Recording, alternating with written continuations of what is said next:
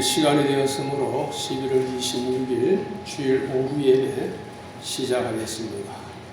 찬송가 420장 너 성결케 위해 늘 기도하며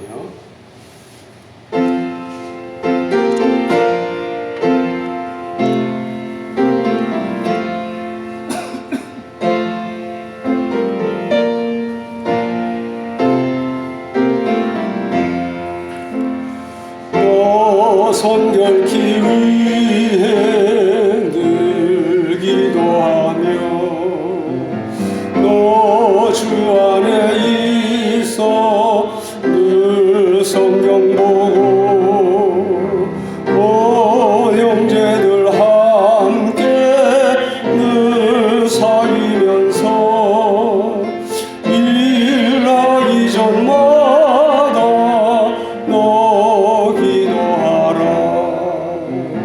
너 성결케 위해 내 머리 숙여 전미리 계신 내 주께 빌라 주 사귀어 살면 주 닮으리니 널 보는 이마다 주 생각하리 너 성결케 위해 주 따라가며 일 다급하여도 당황치 말고 참 즐거울 때나 또 슬플 때나 너 주님만 믿고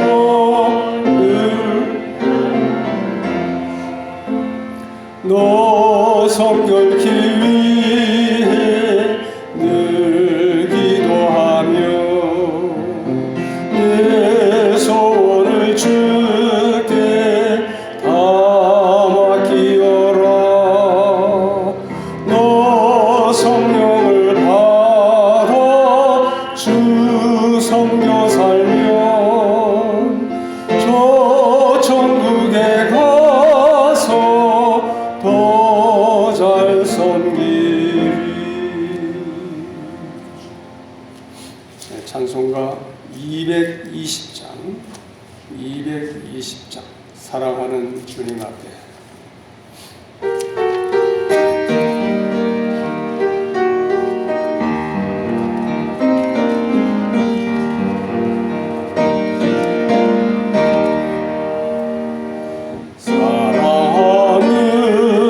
주님 앞에 형제자매 한 자리에 크시는 해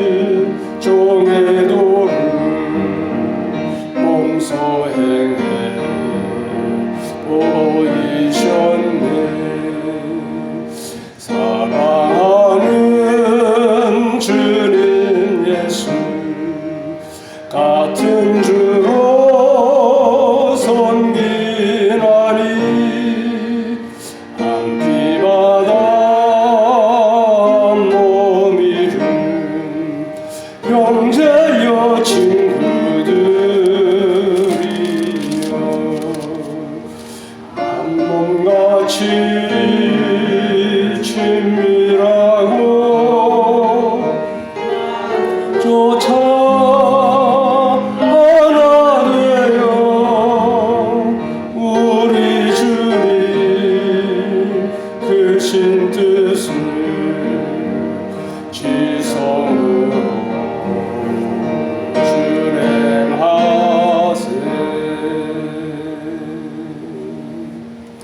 네, 찬송가 그 다음 장 221장 주 믿는 형제들 221장입니다.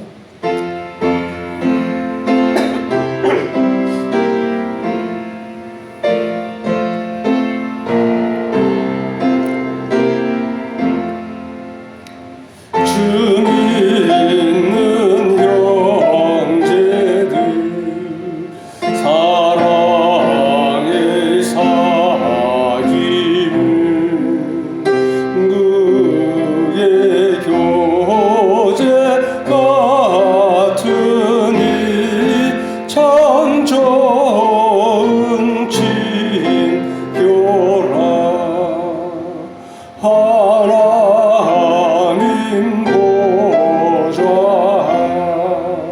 다 기도드리니 우리의 믿음 소망이 주 안에 하나라. 피차의 슬픔과 수고를 나누고 늘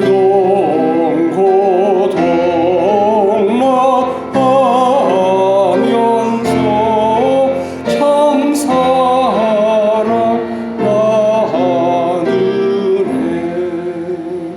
또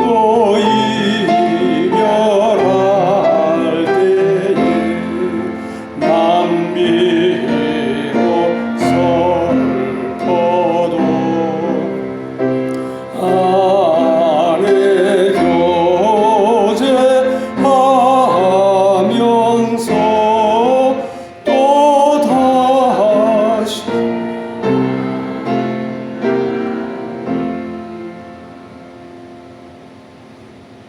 기도드리겠습니다. 너 성결 귀위해 늘 기도하며 너 주 안에 있으며 늘 성경 보고 온 형제들 함께 늘 사귀면서 일하기 전마다 너 기도하라. 거룩하신 아버지 하나님, 저희들이 하나님 앞에서 성결하기를 원합니다. 우리의 모든 더러움과 연약함과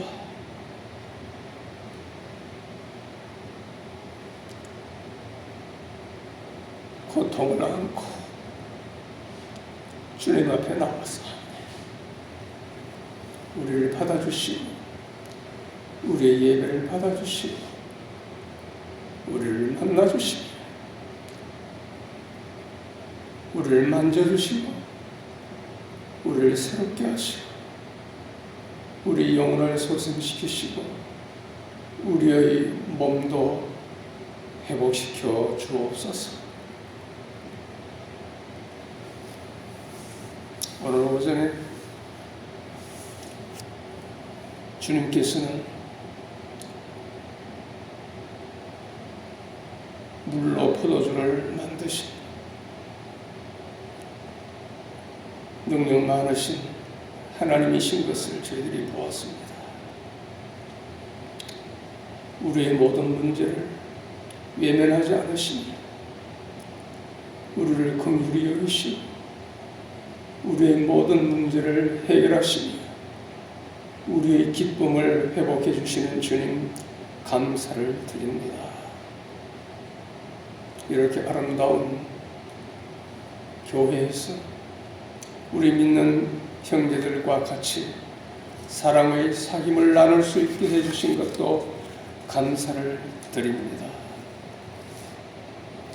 우리 교회를 사랑하신 하나님, 이곳에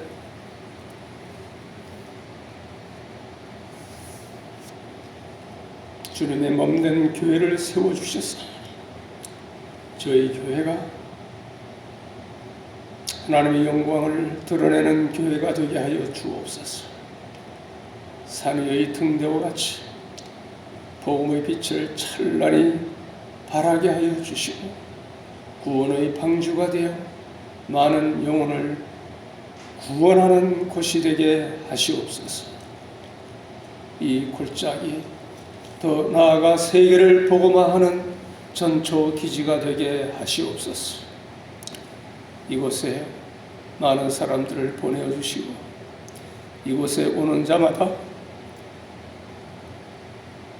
선포되는 말씀을 통하여 죽은 영혼이 살아나고 병든 영혼이 육체가 치유되고 성령으로 충만하여 하나님과 이웃을 사랑으로 섬기는 능력의 제자들이 되게 하시옵소서.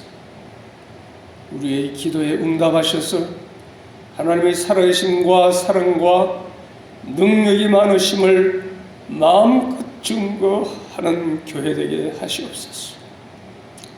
성도 간의 사랑의 섬김과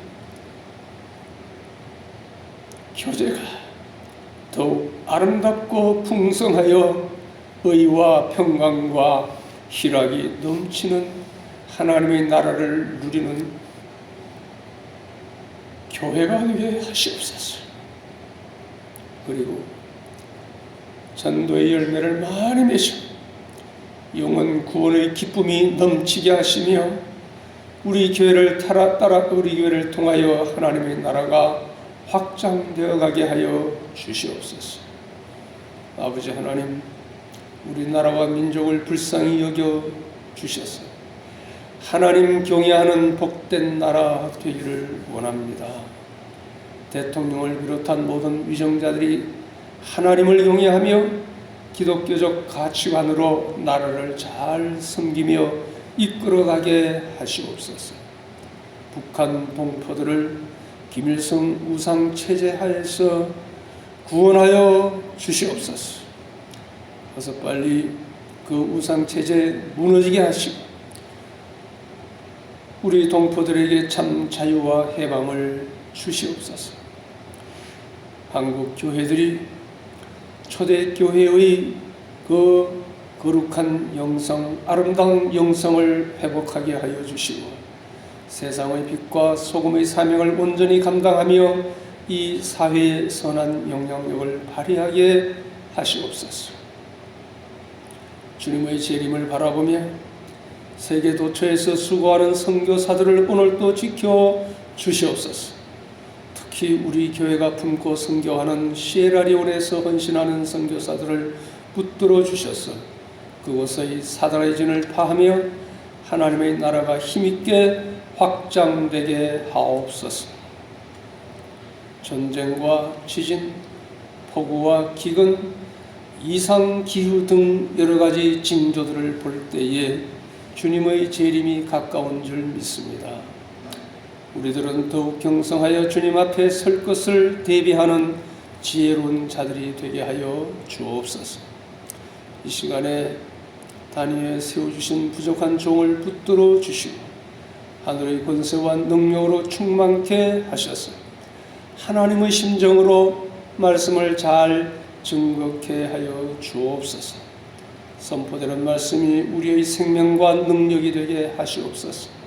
성령님께서 그 말씀을 조명하여 주셔서 저희들이 잘 깨닫고 삶의 현장에 잘 연결, 적용, 실천하여 열매 맺게 하옵소서. 존귀하신 우리 주 예수 그리스도의 이름으로 기도드리옵나이다. 아멘.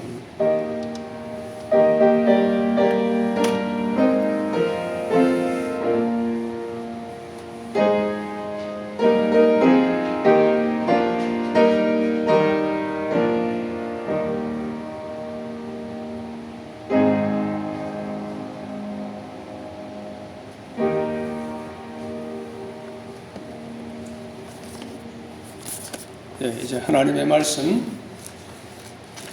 사도행전 2장 요한복음 다음이 사도행전이죠. 사도행전 2장 42절에서 47절까지 제가 받들어 봉독하겠습니다. 사도행전 2장 42절. 그들이 사도들의 가르침을 받는 일과 교제하는 일과 빵을 떼는 것과 기도에 전념하였다. 모든 이들에게 두려움이 임하였고 많은 놀라운 일들과 표적들이 사도들을 통하여 나타났다. 믿는 자들이 다 함께 지내면서 모든 물건을 함께 소유하였고 재산과 소유를 팔아 그것들을 각 사람에게 필요한 대로 나누어 주었다.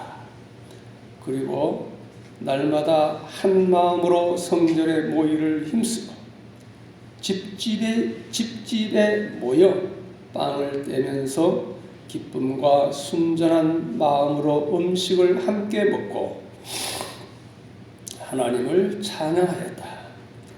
그들이 모든 백성에게서 칭찬을 받았으며 주께서 날마다 그 모임에 구원받는 자들을 더하셨다. 아멘. 요절되는 말씀 사도행전 6장 7절 말씀 제가 봉독합니다. 하나님의 말씀이 계속 퍼져 나아가서 예루살렘에 있는 제자들의 수가 크게 늘어났으며 많은 제사장의 무리도 이 믿음에 순종하였다. 아멘. 오늘 본문 47절에 그들이 모든 백성에게서 칭찬을 받았으며 주께서 날마다 그 모임에 구원받는 자들을 더하셨다라고 하였습니다. 이 말씀을 근거로 오늘은 칭찬받으며 부흥하는 교회, 칭찬받으며 부흥하는 교회라는 제목으로 말씀을 증거하겠습니다. 부제목은 초대교회 성도들의 삶, 초대교회 성도들의 삶입니다. 제목을 한번 따라 하실까요? 칭찬받으며 부흥하는 교회. 칭찬받으며 부흥하는 교회. 네, 한 번 더. 칭찬받으며 부흥하는 교회. 칭찬받으며 부흥하는 교회. 네, 감사합니다. 지난 주일은 추수감사 주일이어서 사도행전을 잠시 떠나 감사와 관련된 다른 본문으로 갔다가 이제 다시 사도행전으로 돌아왔습니다. 자, 사도행전 제2장에서 지금까지 우리는 오순절 성령 강림 사건을 보았으며 그리고 성령 충만한 베드로의 오순절 설교를 들었습니다. 베드로의 설교를 들은 청중들 가운데 3,000명이나 회개하고 세례를 받는 역사적인 사건도 보았습니다. 오늘은 이와 같이 성령으로 잉태된 초기 예루살렘 교회의 고귀한 모습을 상고하며 그들의 삶을 모델로 삼아 본받음으로써 우리 교회도 그렇게 아름다운 교회로 부흥하기를 소원합니다. 본론입니다. 개인이나 교회나 올바른 성장 혹은 성숙을 위해서는 본받을 만한 모델이 필요합니다. 오늘날 교회가 본받아야 할 모델 교회로는 기독교 최초의 교회, 즉 성령 충만한 성도들로 구성된 예루살렘 교회가 우선적일 것입니다. 그래서 교회의 영성 회복을 위하여 초대교회, 즉 본래의 원형 교회로 돌아가자는 구호가 나온 지 오래되었습니다. 바로 오늘 본문이 원형 교회, 즉 초대 예루살렘 교회의 생활상을 잘 보여주고 있습니다. 이제 한 절 한 절 상고하면서 그들의 고귀한 모습들을 발견하고 이해하고 본받기를 소원합니다. 자, 첫째, 경건 생활에 전념함. 네, 그들은 경건 생활에 전념하였습니다. 42절 말씀 같이 보겠습니다. 시작. 그들이 사도들의 가르침을 받는 일과 교제하는 일과 땅을 떼는 것과 기도에 전념하였다. 그들은 이와 같은 네 가지 일에 전념하였습니다. 다시 말씀드리면, 첫째, 사도들의 가르침을 받는 일, 둘째, 교제하는 일, 셋째, 빵을 떼는 것, 넷째, 기도입니다. 자, 이것이 신앙생활의 본질이요 기본입니다. 그들은 본질을 붙잡고 기본에 충실하였습니다. 이제 그들이 힘쓴 경건생활의 기본적인 요소 네 가지를 좀 더 자세히 생각해 보겠습니다. 첫째, 사도들의 가르침을 받는 일에 힘씀. 자, 이것은 말씀 중심의 삶을 의미합니다. 그들은 지금까지 볼 수 없었던 예수님을 따르는 강력한 신앙 공동체를 형성하게 되었는데, 사도들의 가르침이 중심이 된 공동체였습니다. 사도들의 가르침이 중심이 된 교회였습니다. 사도들은 예수님과 삶을 나누며 훈련받은 12 제자를 의미하지요. 그들은 자신들의 생각이나 개인적인 철학을 가르친 것이 아니고 오직 예수 그리스도의 생애와 구원 사역, 즉 복음만을 가르쳤습니다. 그들은 예수님의 지상 명령, 마태복음 28장 19절 20절에 나타나는 그 지상 명령, 그러므로 너희는 가서 모든 족속을 제자로 삼아 그들에게 아버지와 아들과 성령의 이름으로 세례를 주고 내가 너희에게 명령한 모든 것을 가르쳐 지키도록 하라. 보아라, 내가 세상 끝날까지 항상 너와 함께 있을 것이다 라는 그 예수님의 말씀을 순차적으로 준행하고 있는 것입니다. 복음을 전하고 세례를 주고 그 다음 이제 가르치는 것이죠. 교회가 사도들의 가르침을 받은 것은 하나님께로부터 온 권위에 입각한 것으로 이는 교회를 교회되게 하는 가장 중요한 요소였습니다. 말씀이 교회로 교회되게 하는 가장 중요한 요소다, 그 말씀입니다. 오순절 성령 강림 이후에도 사도들이 가장 치중한 것은 바로 가르침이었습니다. 따라서 성경에 대한 가르침이나 배움을 소홀히 하면서 성령 운동만 강조하거나 특정한 은사에 치우치는 것은 옳지 않습니다. 교회의 출발점은 복음의 선포와 구원의 진리에 대한 가르침과 배움에 있는 것입니다. 자, 경건 생활에서의 두 번째, 서로 교제하기를 힘씀. 자, 먼저 사도들의 가르침에 이어지는 성도의 교제는 본 사도행전에서뿐만 아니라 신약 성경 전체에서 강조되는 교회의 중요한 요소입니다.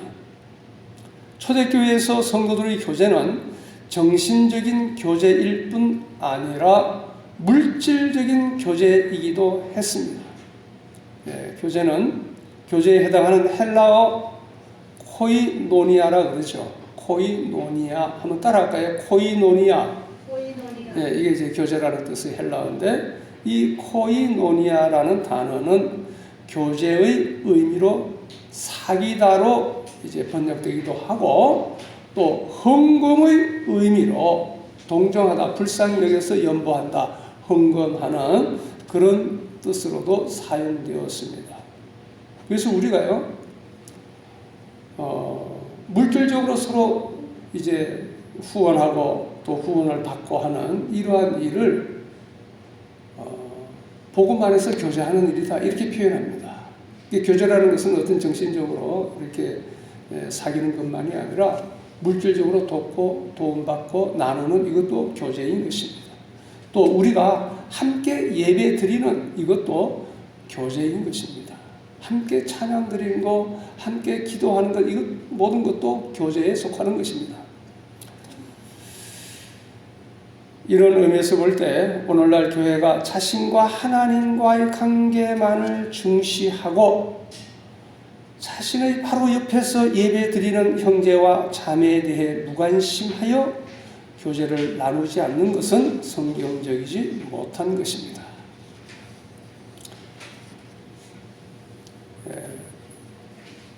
경건한 생활의 세 번째입니다. 빵을 떼는 것에 힘씀. 빵을 떼는 것에 힘썼습니다. 이것은 단순히 식사가 아니라 성찬을 의미합니다. 초대교회에서는 성도들이 모이면 애찬 형식의 기본적인 식사를 하고 난 뒤에 주님의 가르침을 따라 성찬 예식을 가졌습니다. 또 혹은 순서가 반대일 수도 있습니다. 애찬을 한 이유는 공동체의 형제들 가운데 가난하여 식사를 제대로 할 수 없는 지체들이 있었기 때문이었습니다.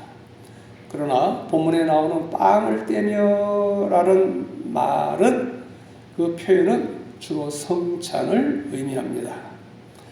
초대교회 성도들은 모일 때마다 예수님의 죽으심을 기념하여 성찬을 행하였습니다. 모일 때마다 했어요. 우리는 1년에 2번밖에 안 하지만 초대교회는 그랬습니다. 자, 전혀 힘쓴 것, 경건생활에 힘쓴 것 네 번째가 뭐죠? 첫째는 말씀, 사도의 가르침을 받았고, 둘째는 교제하며, 셋째는 성찬, 넷째는 뭘까요? 기도입니다. 기도에 전혀 힘쓰는 일 했잖아요. 기도. 마지막으로 초대교회의 특징은 기도였습니다. 초대교회가 역동성을 가지고 있었던 것은 바로 기도가 뒷받침되었기 때문입니다. 그들은 예수님의 기도의 권면에 따라, 명령에 따라 합심 기도와 개인 기도에 힘썼습니다. 특별히 제자들은 개인적인 정시 기도에 힘썼습니다. 이제 3장에 나오지만 정시 기도 시간에 이제 베드로와 요한과 야고보가 이제 성전에 올라가는 기사가 나오잖아요. 정시 기도가 있어요. 기도는 영혼의 호흡이라고 하지요. 기도를 하지 않으면 기도가 막혀 죽을 수도 있습니다. 기도를 하지 않으면 우리 목이 기도가 막힌다. 기도는 주님과의 대화입니다. 무엇을 해달라고 무조건 때를 쓰는 것이 아니라 주님의 말씀을 붙잡고 말씀을 들으면서 또 그 말씀에 의하여 대화 요청 드리는 것입니다. 더 나아가 그 말씀이 나를 주장하시도록, 그 말씀이 나를 주장하도록 말씀에 나를 묶는 시간이 기도 시간입니다. 말씀을 묵상하면서 그 말씀에 나를 묶는 것이 바로 기도다. 오늘 오전의 말씀대로 결핍과 문제의 상황에서는 더욱 기도해야 합니다. 주님은 우리의 형편을 잘 아시고 긍휼히 여기시지만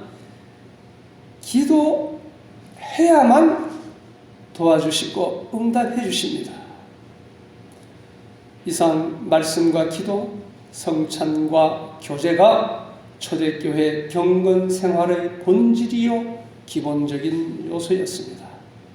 이 바탕 위에서 초대교회는 성장하고 부흥하였습니다.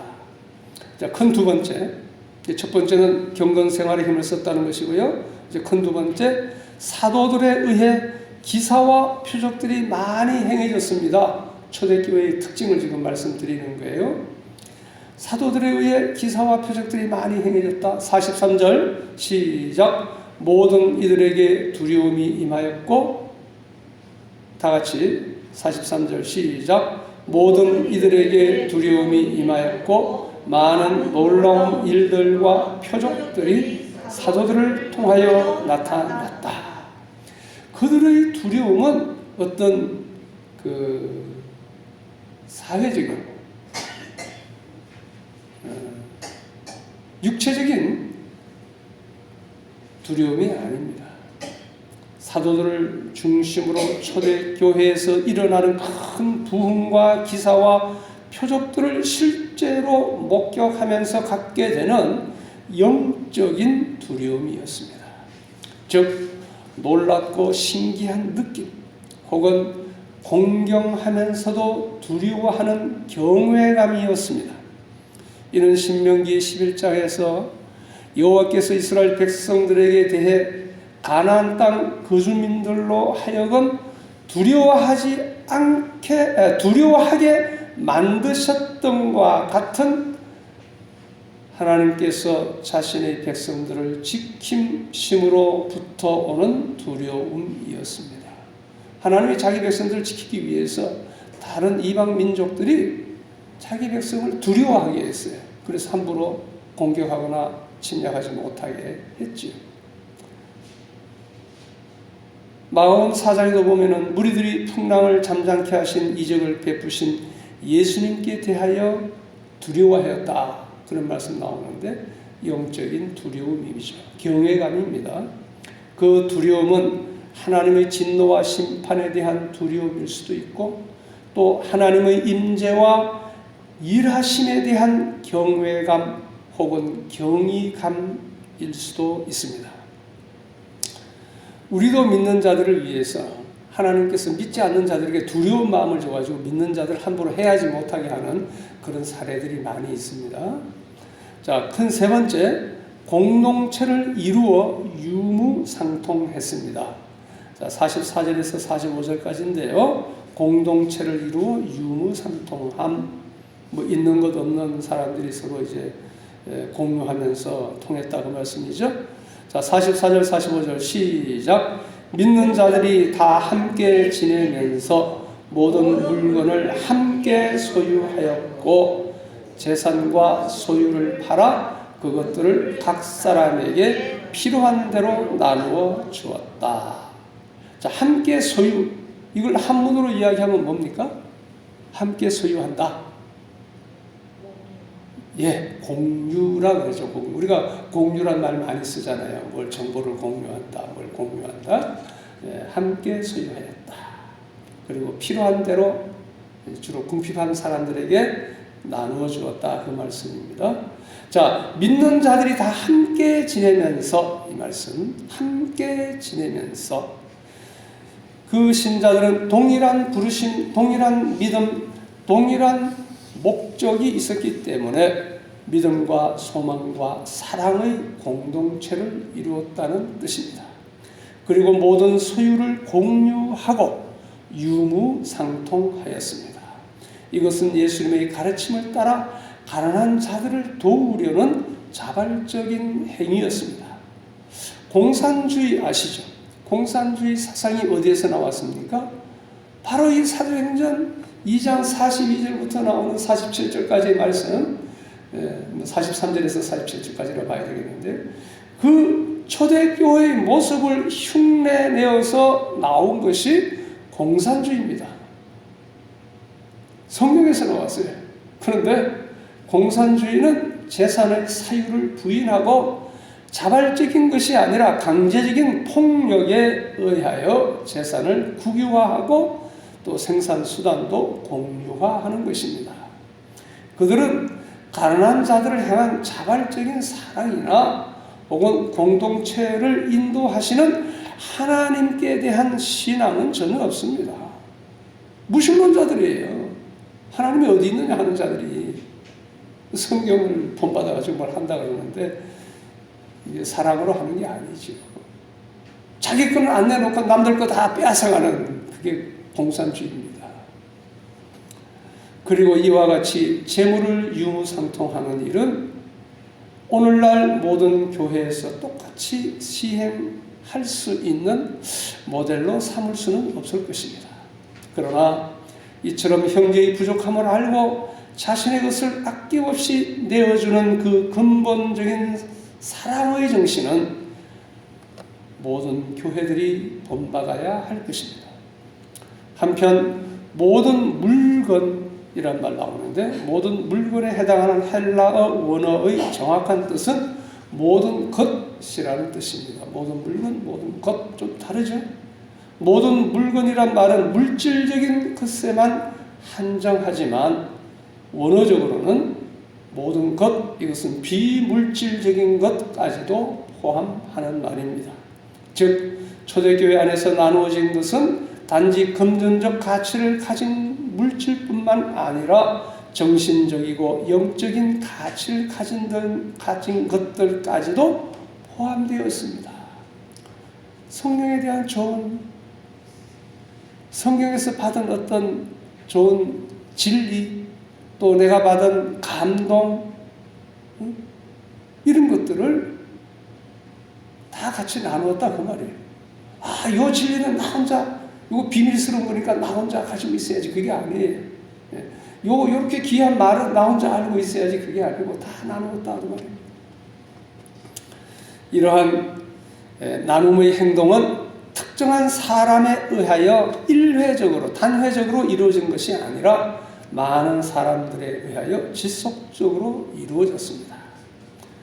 자, 우리 이 목사님의 말씀을 빌리면 유무상통은 다음과 같은 것입니다. 첫째, 자, 유무상통의 첫째는 하나님을 사랑하고 사람을 사랑하기 때문입니다.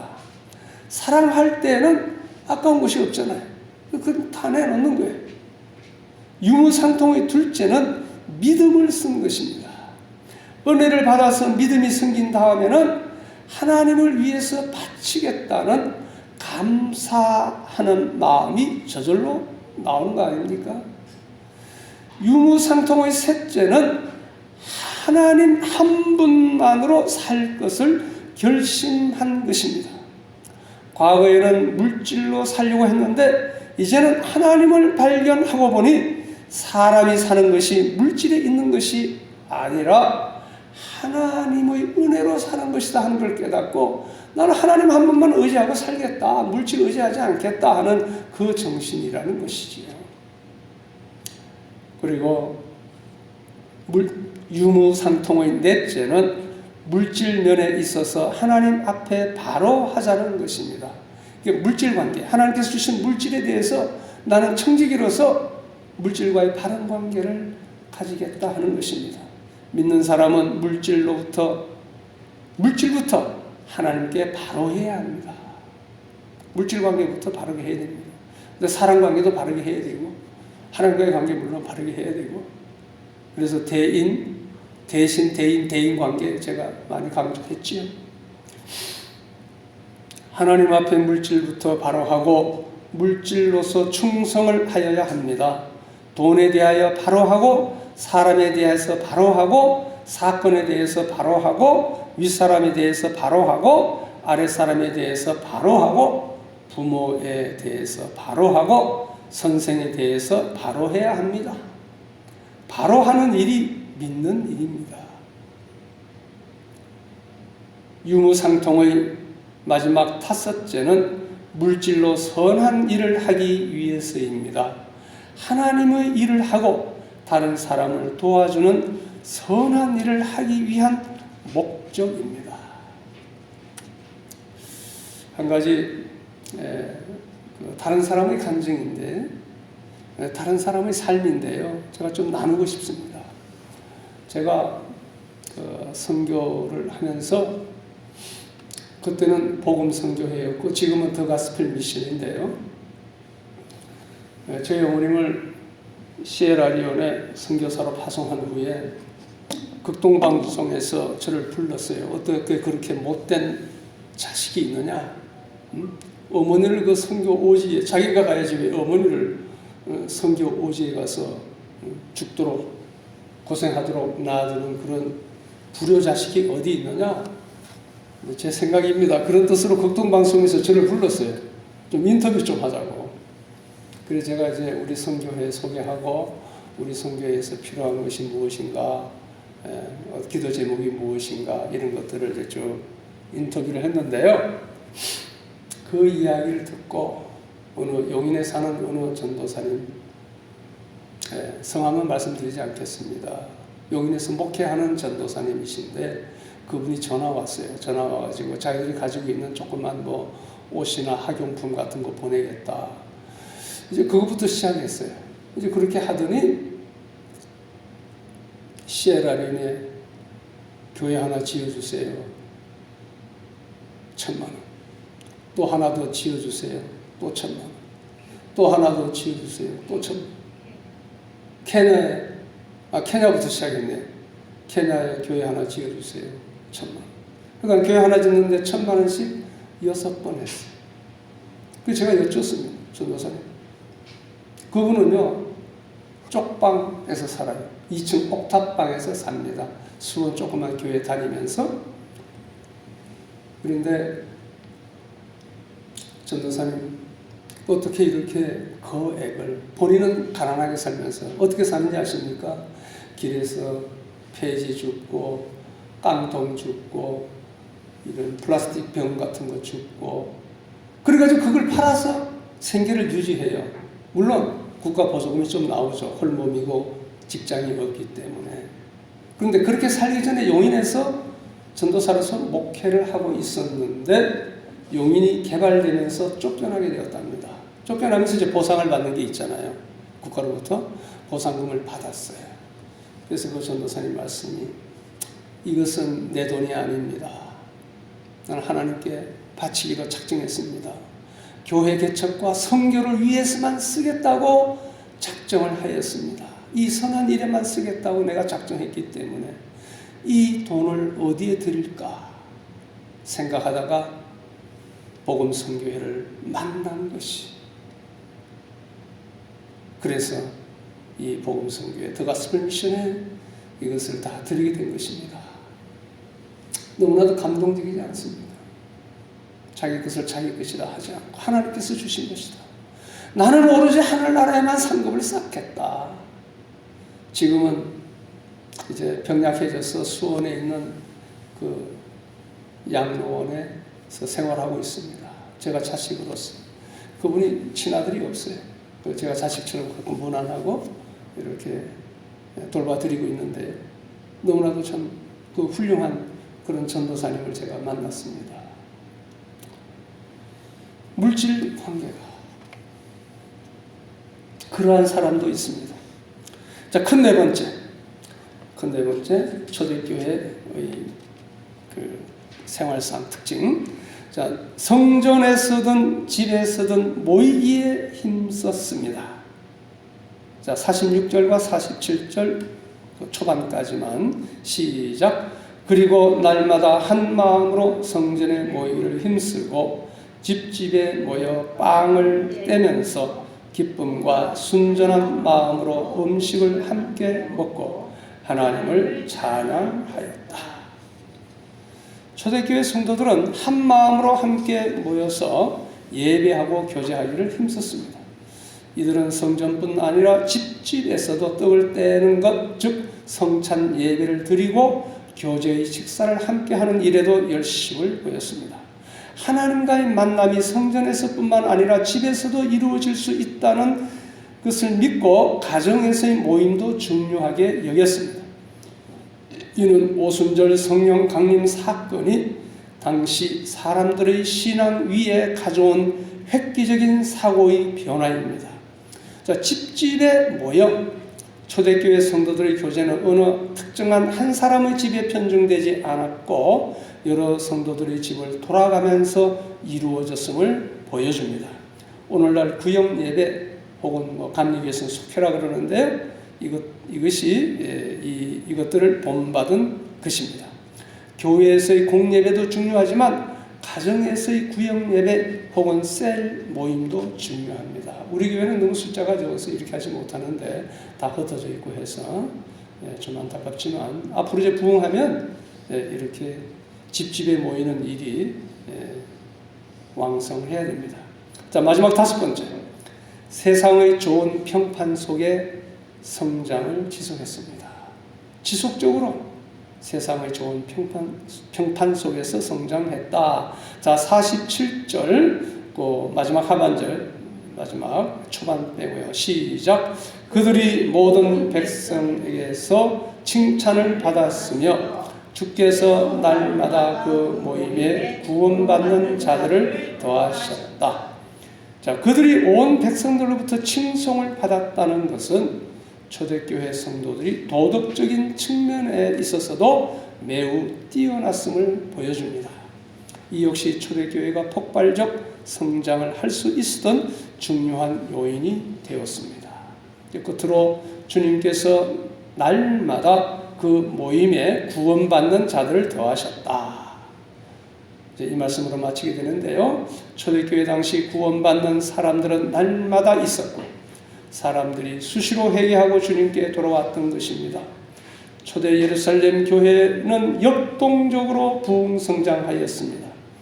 그런데 구원은 하나님께서 주시는 것이므로 하나님으로부터 받는 것이지 우리가 주는 것이 아니지요.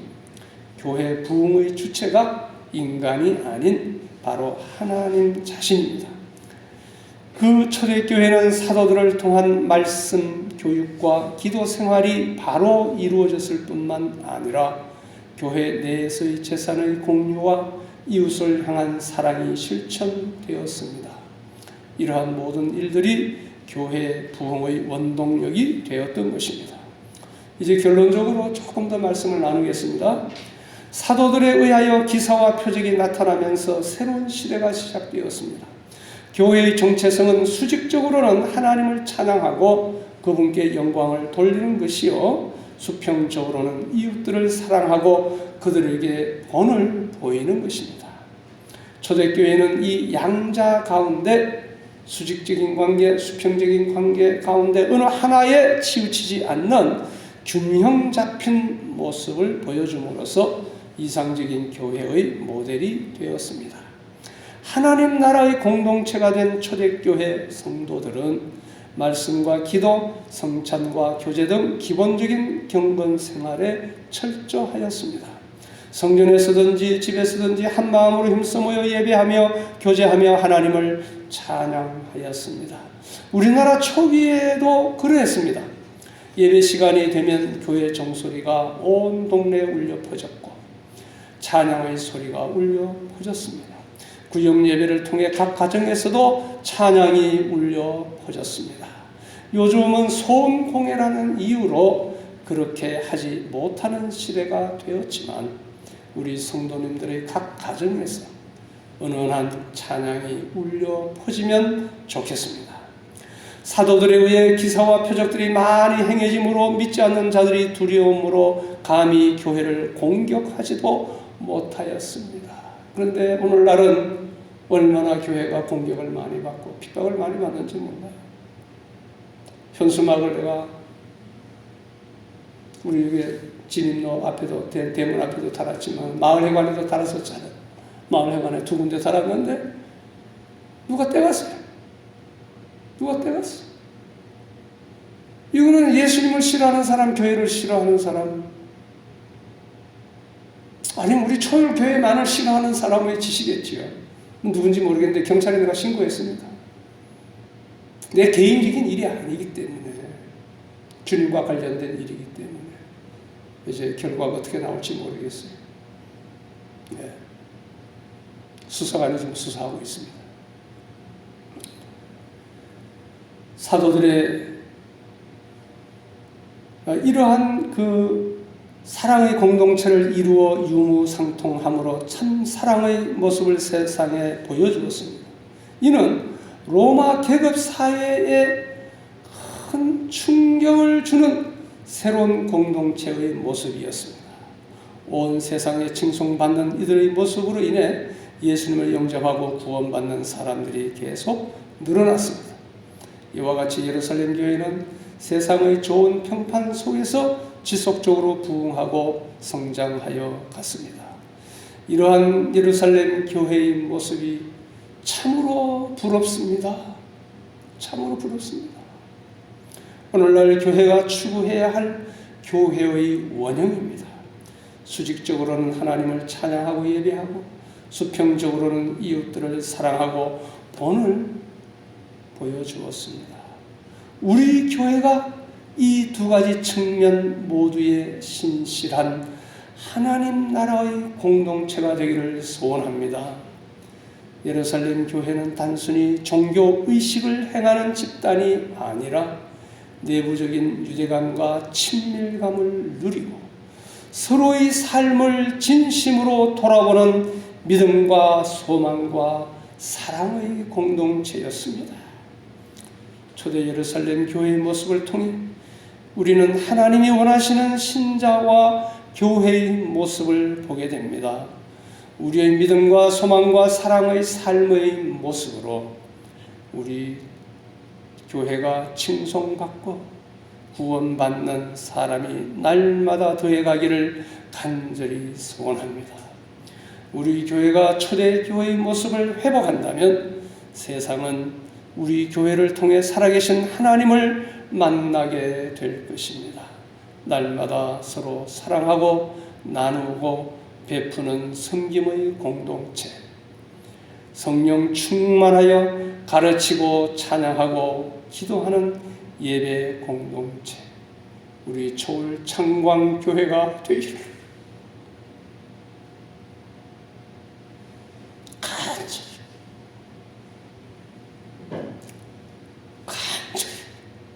소원합니다.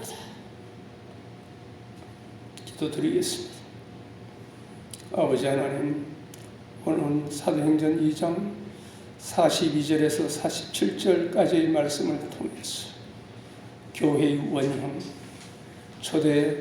초기 예루살렘 교회의 특징, 그 성도들의 삶의 모습을 상고하면서 은혜 받게 하여 주시니 감사합니다. 저희 교회가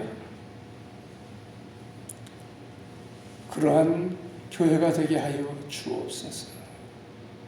경건 생활에 철저히 하면서 사랑을 나누는, 세상의 빛을 발하는 등대와 같은 교회, 많은 사람들을 불러 모으는 교회, 많은 사람들이 와서 천국 생활을 누리는 교회가 되게 하여 주옵소서. 예수님의 이름으로 기도드리옵나이다. 아멘. 찬송가 210장입니다.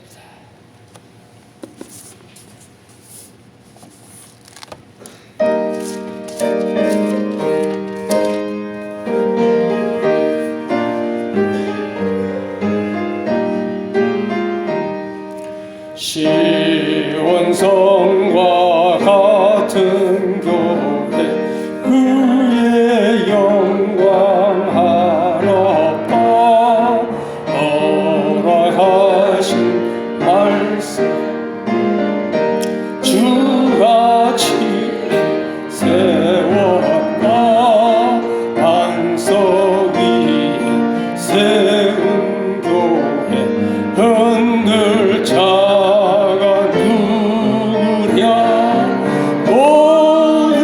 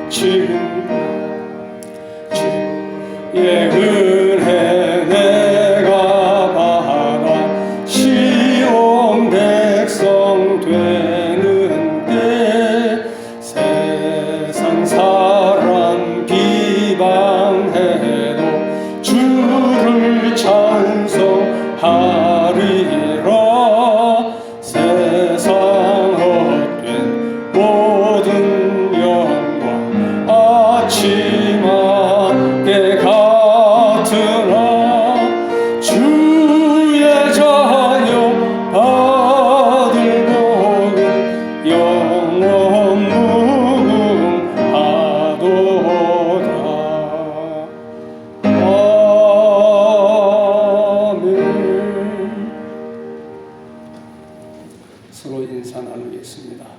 초대교회의 영성을 회복합시다. 시작. 초대교회의 영성을 회복합시다. 자, 서로 마주보면서 한 번 더 시작. 초대교회의 영성을 회복합시다. 아멘. 네, 주기도문으로 예배를 마치겠습니다. 하늘에 계신 우리 아버지여, 이름이 거룩히 여김을 받으시오며 나라가 임하시오며 뜻이 하늘에서 이루어진 것 같이 땅에서도 이루어지이다. 오늘 우리에게 일용할 양식을 주시옵고 우리가 우리에게 죄 지은 자를 사하여 준 것 같이 우리 죄를 사하여 주시옵고 우리를 시험에 들게 하지 마시옵고 다만 악에서 구하시옵소서. 대개 나라와 권세와 영광이 아버지께 영원히 있사옵나이다. 아멘.